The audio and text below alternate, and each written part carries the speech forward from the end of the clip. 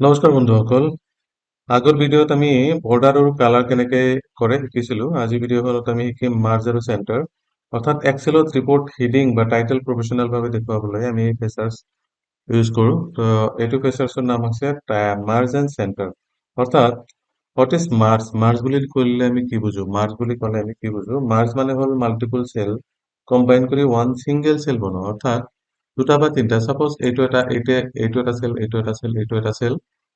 মই ইয়াতে Excel open কৰি ৰাখিছো। ইয়াতে এই তিনিটা চেল মিলি যদি এটা চেল বনোৱাকে কি বুলি কোৱা হয়? মাৰ্জ।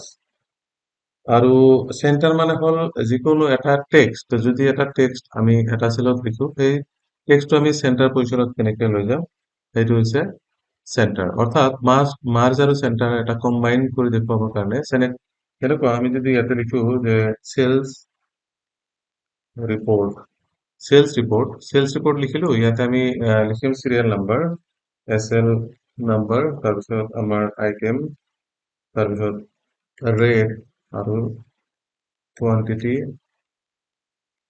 এমাউন্ট লিখিলো। কিন্তু মই বিচাৰো কি যে এই চেলছ ৰিপৰ্টটো যিমান এইখিনি যে এৰিয়া আছে ইয়াৰ সমানে সমানে ইয়ালৈকে আহিব লাগে। তো চেলছ ৰিপৰ্টটোৰ কাৰণে আমি ইয়াতে এনেকে চিলেক্ট কৰিব লাগিব। ইয়াতে চেল C3 পৰা G3 লৈ আমি চিলেক্ট কৰিলো।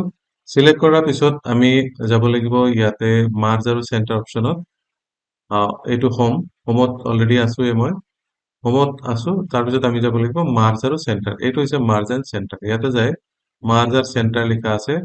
Merge centre, merge across, merge cell, unmerge cell. ইয়াতে মাৰ্জ এণ্ড চেণ্টাৰ কৰাৰ লগে লগে এই ফাইলটো মাৰ্জ হৈ গৈছে আৰু চেণ্টাৰ পজিশ্যনত আহি গৈছে। এনেকুৱা বনাবৰ কাৰণে আমি মাৰ্জ আৰু চেণ্টাৰ ইউজ কৰে। তাৰপিছত ইয়াতে এটা অপশ্যন আছে মাৰ্জ এক্ৰছ। মাৰ্জ এক্ৰছ মানে হ'ল এটা টেক্সট চেণ্টাৰ পজিশ্যনত আনিবৰ কাৰণে মাৰ্জ এক্ৰছ কৰে। এইটোক আকৌ আনমাৰ্জ কৰিবৰ কাৰণে আমি ইয়াতে আনমাৰ্জ চেল অপশ্যন আছে, আনমাৰ্জ চেলত যাই আনমাৰ্জ কৰি দিব লাগে।